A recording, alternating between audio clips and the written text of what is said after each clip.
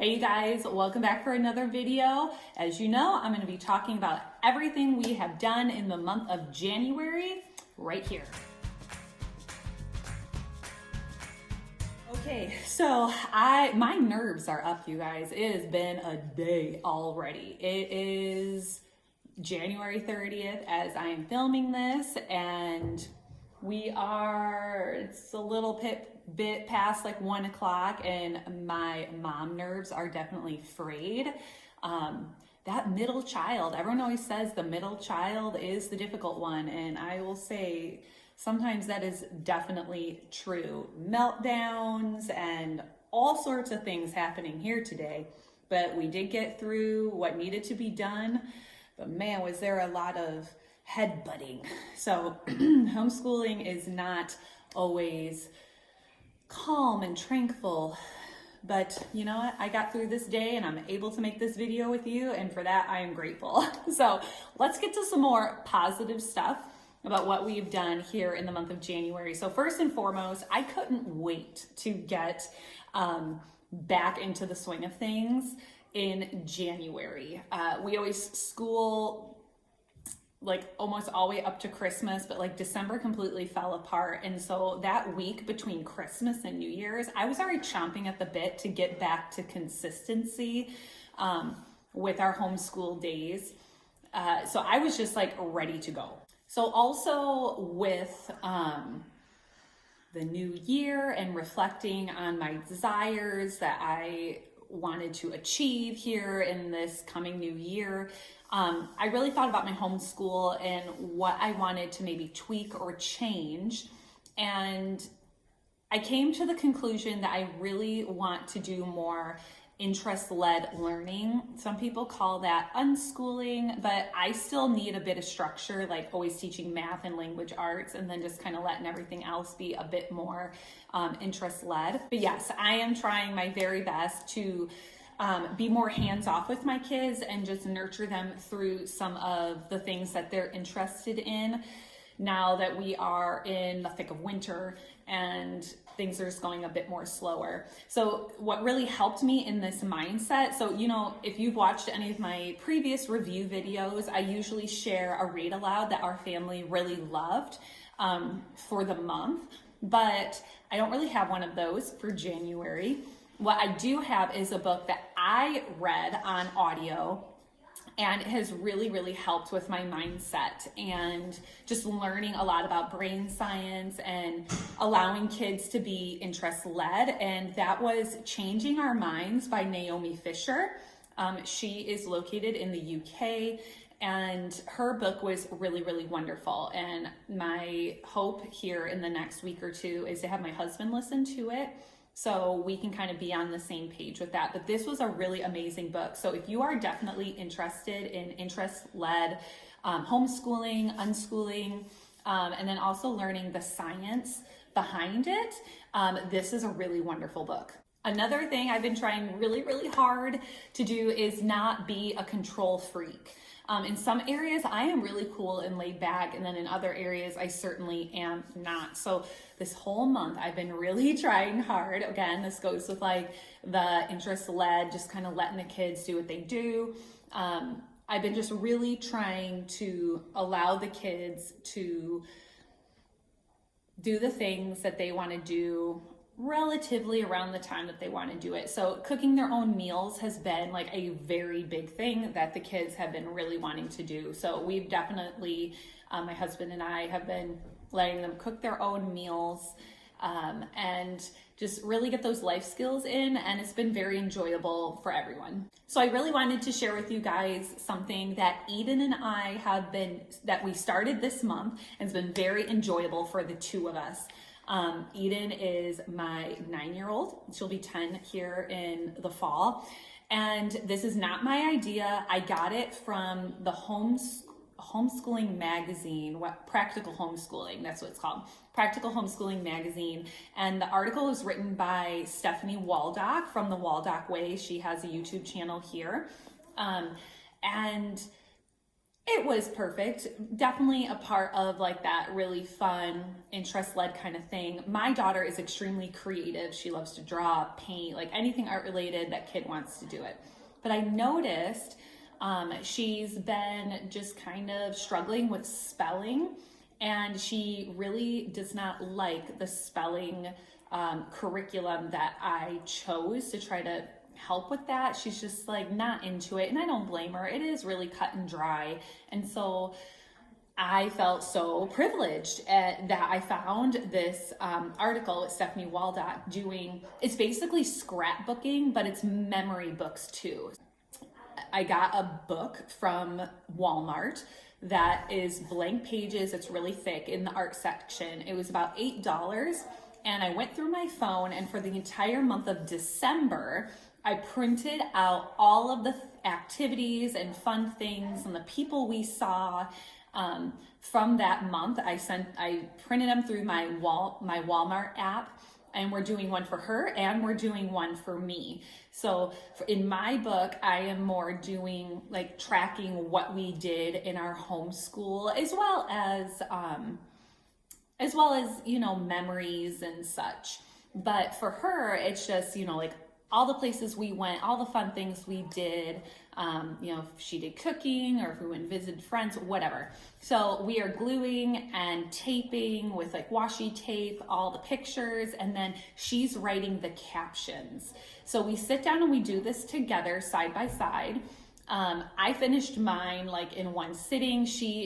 We're at the end of January now. She still hasn't finished her December month, but she'll get there, and then we'll do it again each and every month. So with her book, she is writing down her captions to every single picture, and she's writing it on a dry erase board first. And then she says, is this all spelled right? And then I will go and just read her caption really quick, and they'll say, hey, like add an I here, add an E here, and just, you know, we'll just go through the spelling really quick.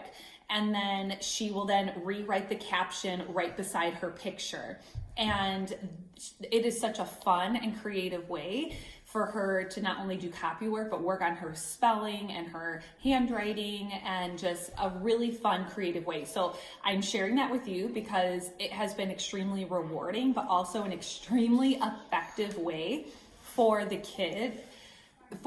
It's been an extremely effective way for Eden to improve her spelling and her writing.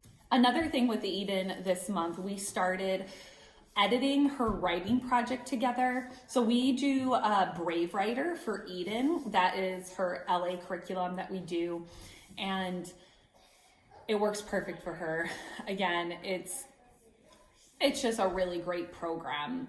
You can check out my other curriculum videos to see what Brave Writer is all about, but we've been using them for a few years now, and we've been loving it. So we've been working on her writing project. So we read a book, and we learned all the grammar and stuff through her copy work with that. And then at the end of the unit, it said to write your own story.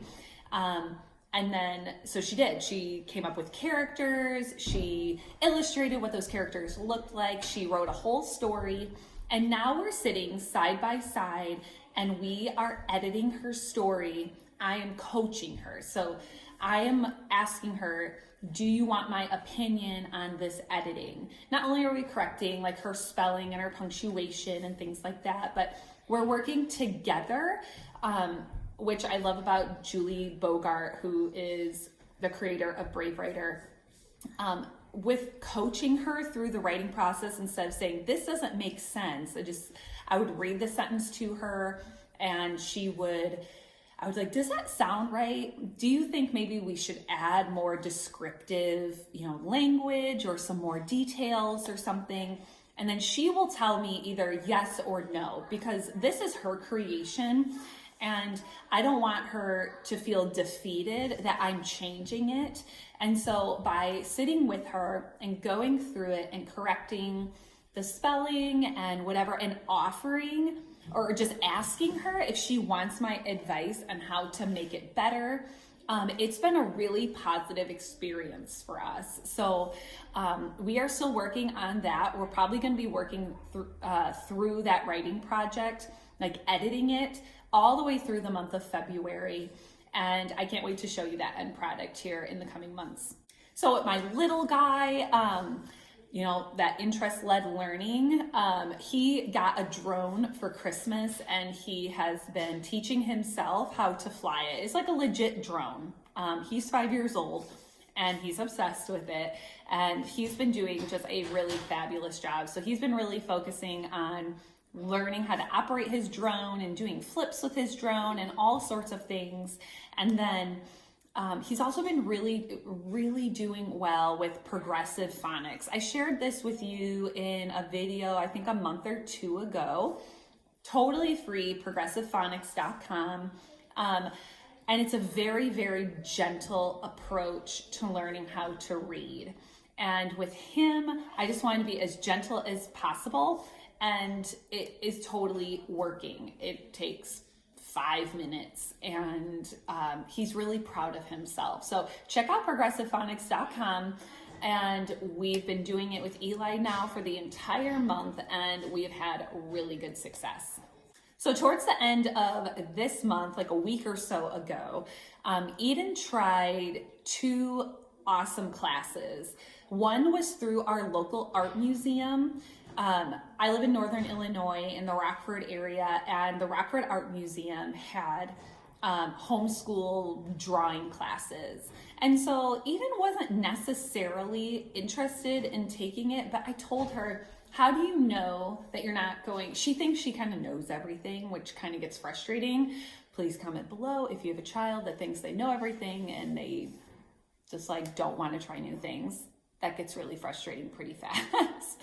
But so Eden loves to draw, and she's like, I already know how to draw. I don't need to take a class. I was like, well, it's a $10 class. Why don't we give it a try? What if you end up loving being in a formal art studio, taking a class from like a real teacher, and just see how it goes? So she took the classes for an hour and a half, and honestly, she hated it. And I felt so bad. Like, she was on the verge of crying when she got out. And it wasn't because like she felt sad or anything about like how she was treated. It was, she felt like her time was wasted. Like, her day was totally wasted. An hour and a half of her life was gone. She didn't learn anything new. The teacher didn't teach her anything about like shading or how to draw anything that she didn't already know how to draw. She's like, it was an hour and a half of me sitting here drawing whatever I want to draw, and I could just do that at home. Well, that was definitely not the description of what was listed online. So I really felt bad, but at the same time, I was like, you know what? This is totally a learning experience.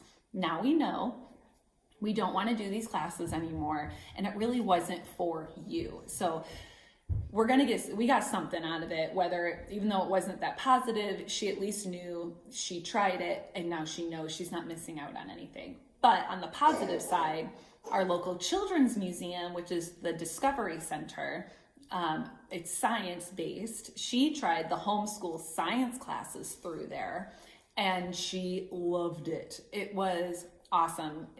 That particular theme of the class was learning about aerodynamics and velocity and whatnot. And so all the kids got to build their own, like a little car that you put on the ramp. Of course, I can't think of it, like the Pinewood Derby cars, but they're all made out of cardboard, and they had their own original designs. And the teachers were very exciting and very engaging. And there was a lot of kids in that class. I was really surprised. There was well over a dozen kids in that class. And they got to race them and all sorts of things. She came out beaming, so excited, very hands-on. And that class was $10 as well. So I am definitely going to be allowing her to do as many of those classes. There's 2 a month as she wants to do. Once again, allowing her to choose interest-led, reading the descriptions online of what those classes are, and then allowing her to experience new things that honestly I'm not going to really be able to teach her. So I was really excited to share that. If you have a local children's museum in your area, like really check out and request classes if they don't have it. Other than that, guys, that's pretty much all that has happened here in January. We've been trying to stay consistent with our regular, lessons and whatnot. We just got dumped on with a ton of snow, so the kids are enjoying that. And we're just kind of wrapping up the month, and we're going to be going out of town here in a couple weeks to sunny beaches and warm weather. So if you are taking a trip here in the coming weeks, I would love to hear about it. And tell me what your wins have been this month in January. I know sometimes it can be hard getting back in the swing of things after the holidays, but tell me something that was really good in your homeschool this month. I would love to hear about it. And I hope you have a really beautiful day. We'll see you in the next video. Bye-bye.